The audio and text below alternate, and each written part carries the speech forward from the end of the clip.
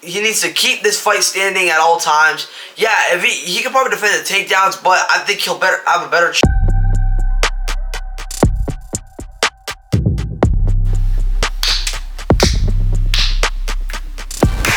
What is up, guys? Welcome back to the channel. So in today's video, we will be predicting the upcoming UFC heavyweight matchup between Blaydes versus Josh Hokit. This matchup, I think it may be a close matchup. I think it's very interesting.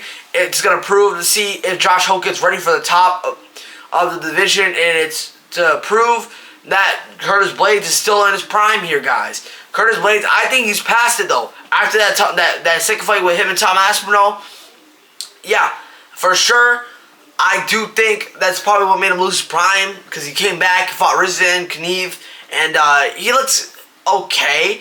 He looked like he looked good, but it didn't look like he was still on that elite level like how he once was. Yeah, he's still ranked number 4, but I don't know if he'll be in the top 10 in the top 5 for so long, guys. I think he may flop. I think he may flop, guys. And now that he's getting a fight with Josh Hokit, this could change everything.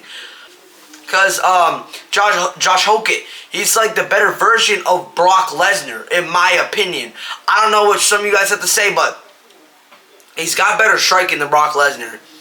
He's just as athletic as what Brock Lesnar was, and he has just as good wrestling as Brock Lesnar. Even though we haven't really seen him, he hasn't put that to the test yet. But in this fight, I guarantee you, he's gonna have to put that to the test against Blaydes.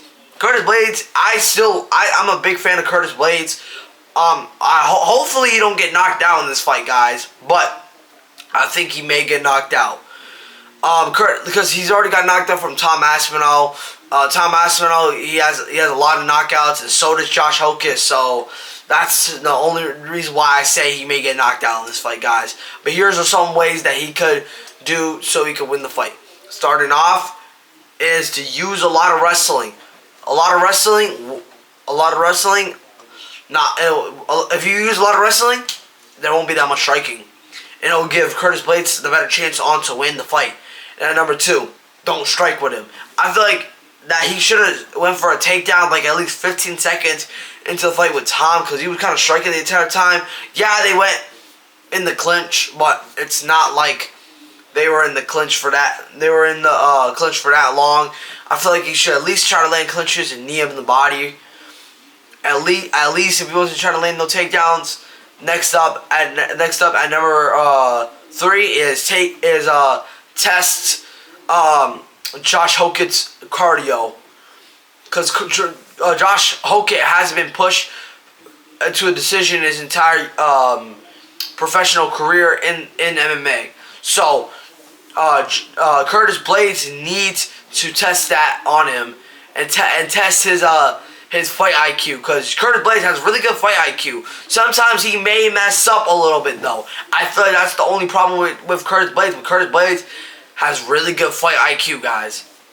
As for Josh Hokit, he needs to keep this fight standing at all times. Yeah, if he can probably defend the takedowns, but I think he'll have a better chance if he keeps on the feet. Because think about it, if you can defend the takedowns, but that means you'll have less time to manage to knock him out, and it'll probably go the distance. That's why I say try to keep this fight standing at all times. Next up, number 2, pressure him with the striking and move around the octagon. I think that will help Josh Hokit a lot, because if he moves around, it'll be harder for Blaydes to land those takedowns. Lastly, at number 3 is to land a lot of body shots. A lot of body shots. We've seen in the past, a lot of body shots have affected Blaydes. So if he can use those body shots nice and land them clean, it'll probably knock him out.